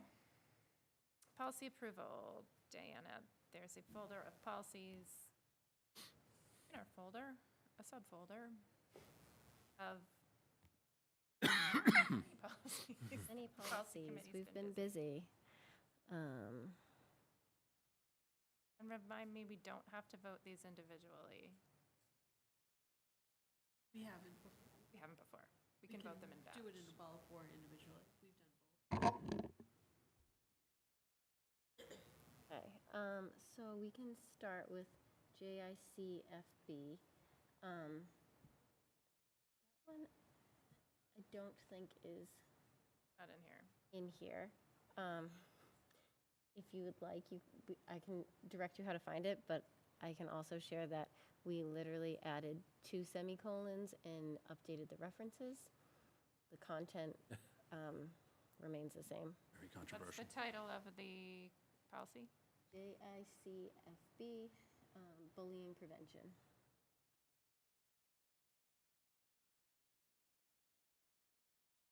Okay, so we could, all J. We should just vote them individually, in case we end up having an issue with one, and then it's gonna get complicated, so. Tell me Maybe the 2 or name. 3 at a time? What? Maybe 2 or 3 at a time? Or, Can we do that? or kind of There's like a nod lot. of the head, and then if it's apparent that there's Yep, so what was the name of that first one? I mean, the number, J. JICFB. All right, moving on. I'm going to go with JICH, alcohol, tobacco, and drug use by students prohibited. We pretty much mirrored the MASC updated policy by adding guidance for verbal screening, minor rewording, and updated references. So this all came from MASC. Keep going through like that. Keep going? Yeah. All right. JIE pregnant students, we, again, mirrored the MASC updated policy by adding wording that pregnant students may remain with non-pregnant students, and also updated references. Next, JIH, searches and interrogations. We added wording about principals ensuring safeguards to students, some minor, Talk a little bit into the microphone. minor rewording, and updated references. Thanks. And next, JII, student complaints and grievances, minor rewording, updated references. JJ, co-curricular and extracurricular activities, minor rewording, deleted a very vague bullet and updated references. And again, this is all to mirror the MASC. JJA, student organizations, minor rewording. To mirror the MASC, we changed it to the principal and superintendent, not the school committee, grant approval for activities of a controversial nature, and we added a section describing that organizations at the high school will be related to subject matter covered by the curriculum as determined by the principal, and updated references. And all of these, when they get approved, will have something at the bottom that says reviewed. It'll have the date, by like, 20 yeah, 2023. reviewed or, yep. Right, and next is JJF, student activity accounts. We changed the bullets to numbers and updated references. JJH/R, student travel regulations, minor rewording and reformatting. That's, I think, is that the one that was all green? Yeah, it was all, now it's all gray, but it was all purple when I was home. Okay. I So think, I didn't know if it, oh no, now it's pink. Weird. Okay. It just gets changing colors before my eyes. So now it's all pink. I just didn't know if it was a new policy, and I didn't have time to look at the policy manual online. But it's an existing policy, and I see the cross out, so that's fine. okay. It looks like it's all in track Yeah, changes. for mine's me. purple. Okay. So remaining on that one, we mirrored the MASC by changing private automobiles for late night and overnight trips are prohibited. It previously had said discouraged. We updated references. I have a question on that one. Mhm. So what was the, I mean, I like the student safety additions in here. And so we used to be able to use personal vehicles or vans, and now is this following MASC? And is the underlying reason safety? Yes. So I imagine some very small It's, groups might yeah, go away. and it's late night in one of the, further down, it's talking between the hours of midnight and 5. It's a rarity that we would have students out past midnight. So the whole thing only applies to late night? Because the first sentence I read, And to include late night or overnight student travel. but like, what if it was 10 volleyball kids that drove in 2 cars and got there at 5 and spent the night? They would need a bus. They would need a coach. Which is fine. I just want to make sure that's the intent. I'm wondering if it was like a comfort, like for that late night, no. Safety, so that. No, I mean, I like the safety people- part of it. I Yeah, just want to that make time of sure night. it doesn't, Yeah. because it's going to be more of a cost for us to have commercial motor coaches. I'm just thinking of small groups of students, like the robotics team that may only be a dozen kids. It was just a question, if we're really limiting to that. I understand the late night thing and the not driving after midnight. Seems like a really smart idea. But I wasn't sure if the first sentence, if the whole thing applied to. We had that conversation, and I think you felt that mirrored what was already being practiced. Okay. Correct? Yep. All right. Next. Okay.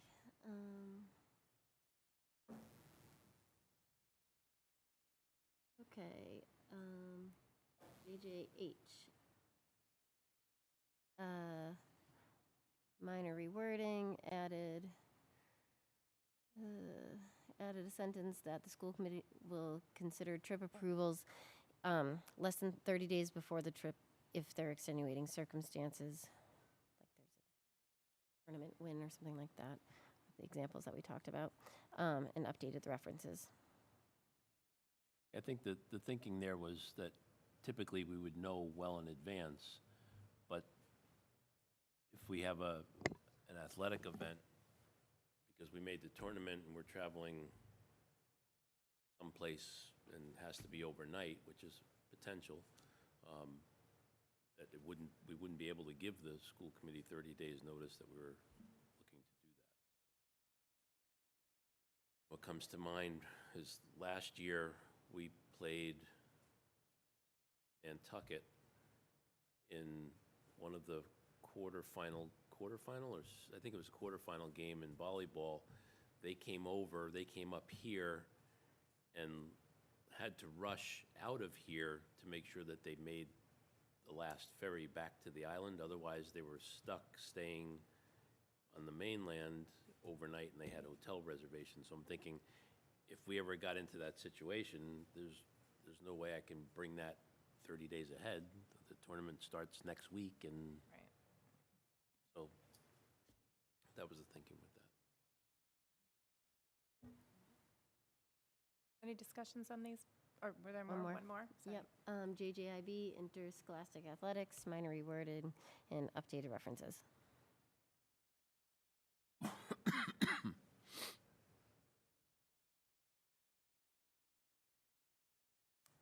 Any questions on these policy changes? So I will entertain a motion to support J policies in the meeting folder for tonight with edits. With edits as presented.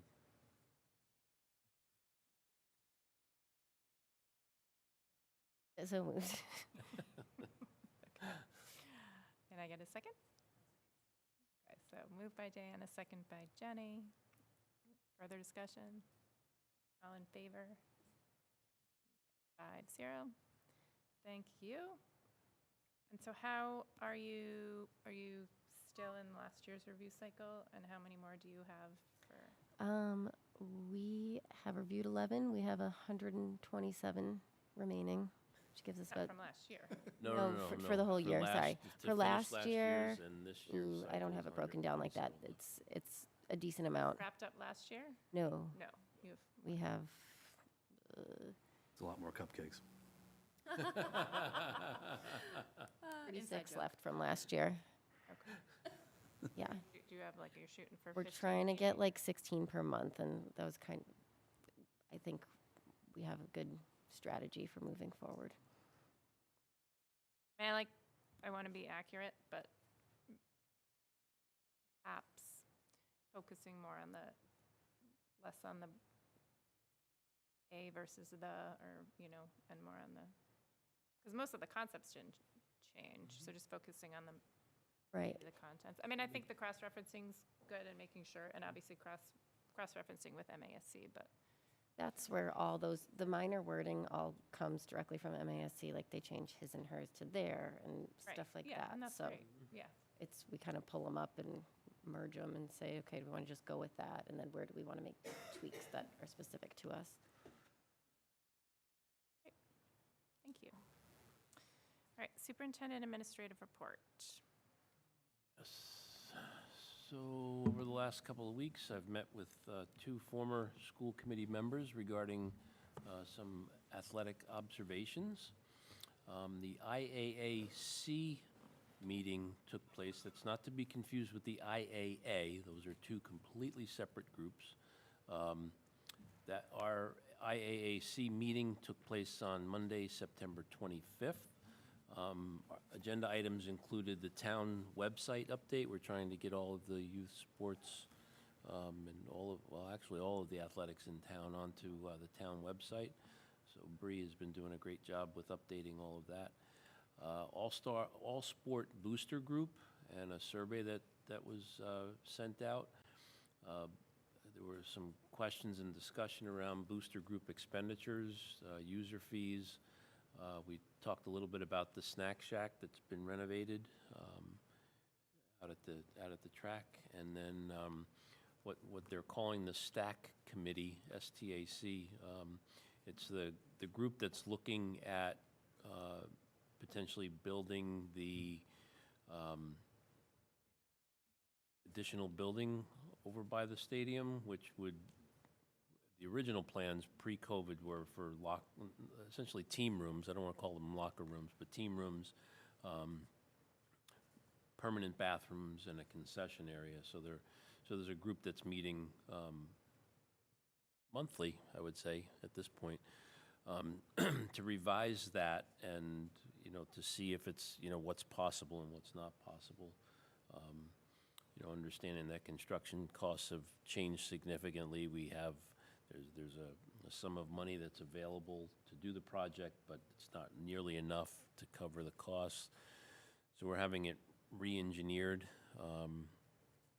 and looking at what we can potentially do in the future with that building. Last Tuesday's administrative team meeting, we spent reviewing the MCAS scores and the plan for dissemination to staff and parents. The school committee presentation, I think, is coming up at the next meeting. Laura, is that when we have it on? Yeah. I was able to spend chunks of time in both Winthrop and Doyon these past 2 weeks, talking with administrators and doing some walkthroughs in particular at Doyon. Tuesday night, we had the tri-board meeting. We spoke about that earlier. The Ed-Eval committee met for the first time this year last week. That's a group of teachers and administrators that meet on a regular basis to discuss the process and timelines, et cetera, and answer any questions that folks on either the administrator's side or the teacher's side have about the process. Thursday, I attended a kickoff session to the Foundations 2 course, continuing the work we started last year around diversity, equity, and inclusion. This year, we're looking at the book. It's not necessarily specifically race-related or diversity-related, but it's called Immunity to Change. And it just talks about individuals and systems and how difficult it is to change those systems. We're also working in application networks. So the application network, based on the work that I did last year with some of my colleagues, we're looking at adaptive leadership, including the immunity to change, and then we'll be presenting problems of practice every month and discussing them using a superintendent induction program protocol. So I've been meeting weekly with the new EDP director. The EDP program is up and running. As you know, we had a change in leadership there over the summer. Hiring has gone well. Students that are enrolled in the program are enjoying it. We have a lot of high school students that we've been able to bring on board over the last couple of weeks. And thanks to Caroline in our office and Alicia Murray, who is the new EDP director, for getting all of that squared away. So we actually have over 100 students registered for each program at Winthrop and Doyon. We don't have 100 there on any given day after school, but we have 100 enrolled over 100 enrolled in the program. Good problem to have. North Shore Superintendent's Roundtable met last Friday. I was elected vice president of the roundtable for this year. Our discussion centered around the liaison reports to the various MASS committees, establishing some succession planning and bylaws for our group moving forward. And we looked at a video script for districts regarding school funding. We're debating whether we want to go down that road as a group or if it's more for individual districts because of the differences between us. We have cities and towns, large and small, in that group, so one video may not serve us well. And then we talked about our next meeting where we'll be hosting District Attorney Paul Tucker. Administratively, this week, we focused on educator evaluation, having our own discussions about the process that we use in Ipswich, reviewing the forms themselves and the timeline to ensure that we are compliant with contract language. I spent time with Joe Perna and the Tiger Tots program, looking at our safety protocols in their program, and we came away with several recommendations for them. We're now working out some of the details and some additional safety measures to put in that program. Yesterday, several folks in the district attended a webinar entitled Responding to and Investigating Hoax Bomb Threats and Swatting Calls. It was put on by the FBI. Provided some very valuable resources for us to use when confronted with when confronted with a situation. They also discussed the history of bomb threats and swatting calls and shared information on the database that they maintain at that level on that. Today, 4 administrators, myself, and 4 Ipswich police officers attended the Northeast Homeland Security Regional Advisory Council, NERAC, training on school safety. Speakers included a survivor of the Virginia Tech shooting, talking about the emotional response and fallout from that. Chief Eric Shears discussed the Uvalde shooting after action report, and the police chief who was involved with the Parkland, Florida high school shooting was also there and spoke. Came away from the session with a lot of actionable information that we'll be incorporating into our own safety plans, and I'll be sharing more about that information with the facilities subcommittee meeting next week, and working with the police on some of the other issues that we can work together on. And lastly, tomorrow I have a pre-construction meeting here at the high school with Chris Race and the contractor who's going to be completing the roofing project. We're going to be discussing the staging of equipment, where they're going to be parking, where they're going to put the porta-johns so that the workers aren't coming into the building, et cetera. And I'll figure out I'll learn what the schedule is for that work to start tomorrow. My understanding is that the staging of the actual material, the opening days of that project, they'll be staging the materials right on the roof is what I've been told, so we'll see. And I'll update the facilities subcommittee with that information as well next week. Other than that, just another day. Takes my breath away, all that stuff. I've had a couple questions, some of which you didn't talk about, but hopefully I can still ask them. Any update on that visitor management system in the schools? Is that on? So, yep, so the software is here, the computers are set up, and I know that Keith has been piloting it and doing some work with it at the middle school with Katie. I don't know what the launch date is.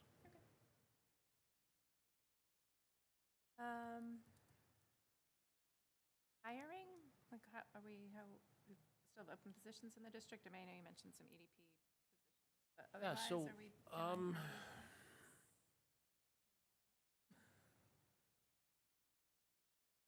I think for the most part, we are hired up. There may be a few specialist positions. We've had some folks resign and then advertise and Right, I didn't rehire. ask I'm you not, this beforehand, I'm so not it's fine if sure. you're not. Yeah, I'm not sure. I believe all of our teaching positions are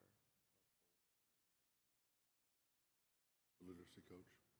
literacy coach, right? So we have a paying grant that provided for a literacy coach that we've advertised and interviewed for twice, 3 times? Twice? I think, yeah. And we have not been able to land a full-time candidate based on the monies that are available for the.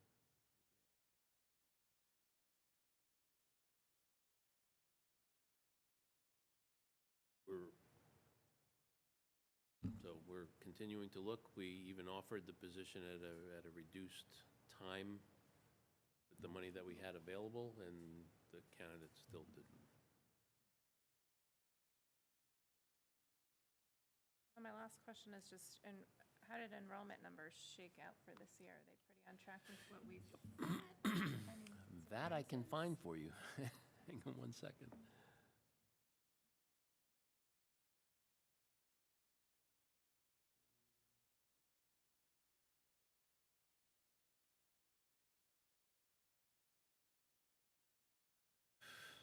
So the October enrollment count.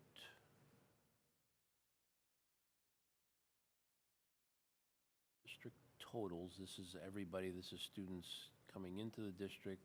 It includes students that are placed out, 1635.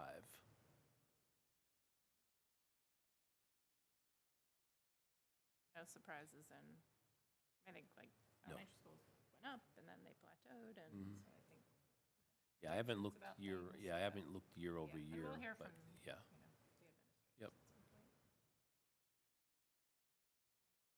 Other questions for Dr. Blake on his superintendent report?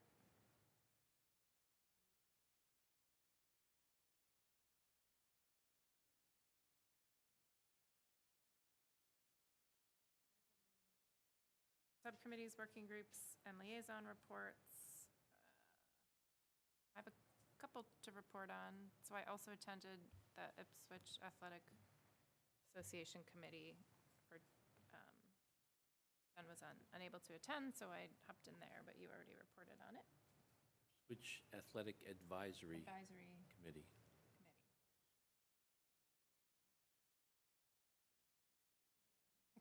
I got my A wrong.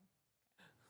And then I had an audit subcommittee meeting, and John was in attendance for that. So that is an annual audit that's done of all town accounts by an outside company, Powers and Sullivan. That happens every year. It includes looking at all of our FEFI accounts. And my big take home from that was it was a pretty clean audit. There were two very minor recommendations that will be adopted, and really it was interesting. I learned a lot. I got a lot of paperwork and financial documents. So if anyone's interested, I'm happy to share them, but I think it was a very clean audit. It was done earlier than normal. They seemed very impressed with our town organization and finances, and so that was sort of a one-and-done meeting. It's a one-time meeting, happens every year, but it was my first time going, and obviously your first time going, so that happened, and then They were pretty complimentary to the closing of the budget, both Yeah, for the they really schools were. and the town. And that was, from what I understand, what we did this year was a lot sooner. Mhm. This is a meeting that they had last year, I believe, they said in December. December, yeah. We were collectively a couple months early. Yeah, I think they said this was only the second district they'd met with, first or second district they'd met with, so Good report. good report. I also met with the Climate Resiliency Committee for the first time. I'm a representative on that committee. We did talk a bit about the specialized stretch code, which is on the warrant, so I learned a bit more about that. And the other thing that was brought up was the electric school bus initiative, which Carl Nyland filled me in on, was an initiative they were investigating with. So our bus company is Salter, and the parent company of that's called Beacon Mobility. And they are sort of have this long-term plan to electrify their fleet of buses over a number of years. I don't know their end goal, but there were sort of conversations that had started up with that when we had a climate resiliency manager in place, and then that person left the position, and so I think the position sort of stalled. Advancement on that initiative got sort of stalled. So Carl was just giving me some information. He forwarded me a lot of information. So I don't have any news other than that. That is something that we could start up again discussing. I do think it's a bit down the road. And I know we have had a challenging relationship with Seltzer, as I think everyone has as this year with buses. So to be discussed on that, but it's exciting to at least hear about electric school buses and initiatives. And they are actively trying to fill that climate resiliency manager position, so perhaps that's something that person could take the lead on if and when they get hired. And they're actively interviewing for that now, so that's really it for the Climate Resiliency Committee, and I think that's all my meetings. Heard from policy. Communications. Yeah. There's a folder with the hopeful next batch of social media images and text. It's pretty much straight from the newsletter as expected. So if anybody has anything to comment on, let me know.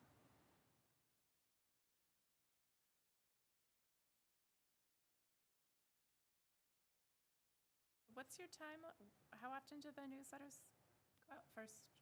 Newsletters are monthly, and then we're Uh, I think they've been the last week of the month. Mm-hmm. So these are already, we're in the last. Yep.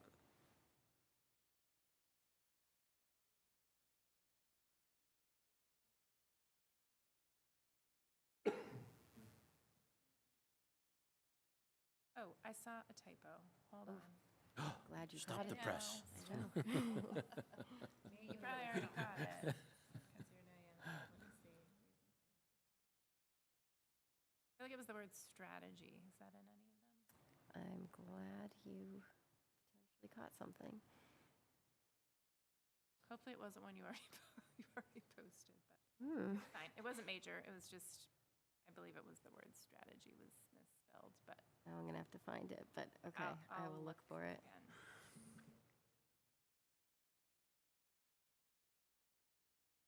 Questions on these social media posts?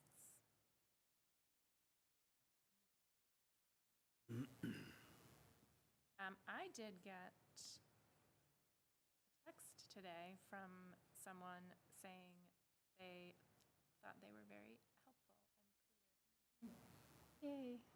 Pass that along. Nice, I also noticed since I've been made an admin, I get a shocking number of alerts that people are signing up, so that's good. Yeah. I don't know what the total, I think we're well over 200. Last it was like 191 on Okay. Facebook, and Instagram's a little slower because And if you click on members, it's much higher. I can't figure it out, but it's going up, whatever it is, yeah, so that's a good it's sign. every day. Yeah, and we haven't really done a huge push yet, so I'm hoping we'll just continue to grow. Okay. So good with those social media posts. Any other communications? No, we're meeting next week, and like I said, we'll talk about a couple things that we touched on here today. Other subcommittees that have met or working groups? We touched on operations. We already Yep. talked about that. Yep. And then I didn't make this part of the announcement, but Mutual Concerns is meeting on October 17th in person. Right, so let's repeat that because we missed it on the announcements. Mutual Concerns, October 17th. From 5 to 6.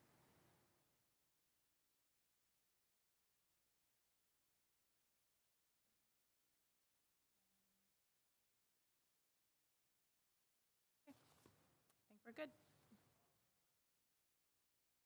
So do we go back to town? I don't, I don't know what want me to happened reach to, out to Sasha and see. I no, assume the he's game not is coming long at over. 9 o'clock, Yeah, he's not coming. So, So I guess we have to move back to town meeting warrant discussion. he's not here, we can assign him, right?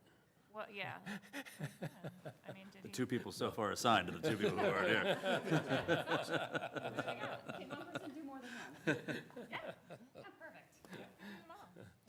So we've scrolled back to that. So Article 2, again, local aid, state aid, rather. We supported this unanimously. We need a speaker. Jeff said he'd be happy to do it. So let's go with that. Jeff will be our speaker on that. How many do we have to? Just really 2. Okay. And I did notice in the select board, I guess, meeting I was watching, they were curious if we knew what we were going to spend the additional state aid on. So it's just something to, I mean, there's lots of choices, but I don't know if I was actually just going to bring that up, but Okay. I figured what we'd, so that was, so one thought would be that that could be an agenda item for the week prior, there's a budget, a subcommittee meeting. That could be a point of conversation there, so we have some real, planning behind it. There are certainly two ways to look at it just from very broad strokes. Last year, what the committee did, obviously, that fall town meeting with the additional aid, is you voted to designate that toward the stabilization fund. So that was rolled into the 2.7 million, or that was part of the 2.7 million that we brought forward from fiscal '23 into stabilization, was last year's state aid bump. So that's an option. Or certainly there are a number of things, even going back to some of the items that I referred to earlier tonight, whereas we're seeing some higher costs with regard to facilities and operations. So I'm sure Superintendent and I can talk about getting ready for the for the budget subcommittee meeting with even some ideas. Okay, yep, and I will work on building that agenda out and see if you have any additional items on that agenda. It's not for 2 weeks, a little less than 2 weeks. 2 weeks from tonight, it's a Tuesday, isn't it? Yeah, Yeah. 2 weeks. So Jeff will speak to that. Article 4 is the appropriation to Essex Tech. We ratomed this because there wasn't a dollar amount attached. So we couldn't really, there's no number to vote on. So we also need a speaker for this. I mean, this is not a controversial article. It sort of happens every year. So, but I was curious if we thought we needed a bit of an overview or history, as now there's just a lot more conversation in the community about Whittier and Essex, and I don't know. I think it might be worth a little, since we have Put the together, mic yeah. at town meeting, it might be nice to say, here's our history with Whittier and how many students we've historically I think in the sent. past, Pav has said always the something. person. Pav usually Yeah. did that. She usually just that talks about that article, year, so- though, not really the. Okay, we could- yeah, we can put together something that's easy Um, enough. So we need to that as well. I really feel bad assigning Jeff and Sasha as the 2 speakers just because they're not here. But I don't mind doing one of them, but I need to be well-versed on questions that might come up around Essex Tech. I'll do it. okay, we're not voting on this. So if we decide to change, that's fine too.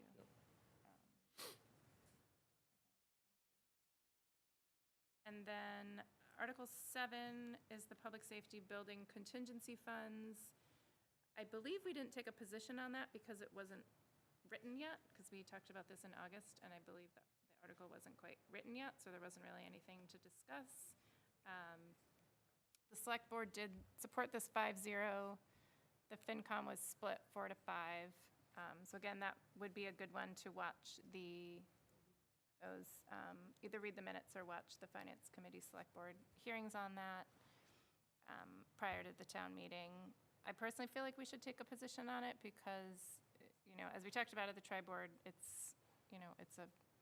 think we're all wrestling with these big capital issues, and it's a big capital issue that I feel like we should take a position on. Not tonight, but at town meeting.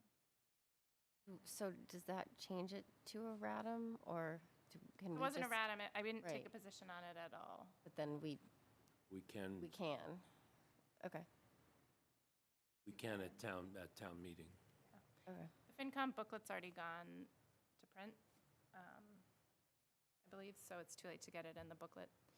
Yeah. But think it the doesn't town's prevent like. us from not Correct. taking a position. Yeah, Okay. we can always take a position. So I'd like people just sort of look into that article. Article 8 is the town government's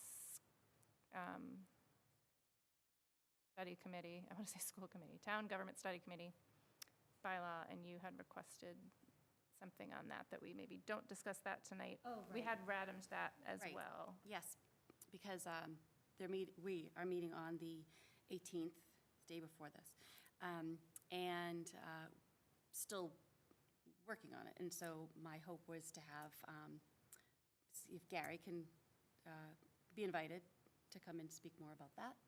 Okay. That's, okay? Yeah. Yeah, I mean, I don't think we're going to reach out to him and invite him, but you could let him know he's always welcome to speak in citizens' comments on it. Will do.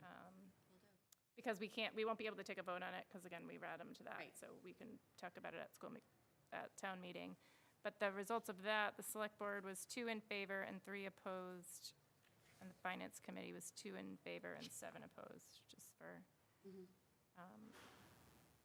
And then the last one's Article 9, the adoption of the specialized stretch code. We read 'em, that was our third read 'em, because we did not have enough information.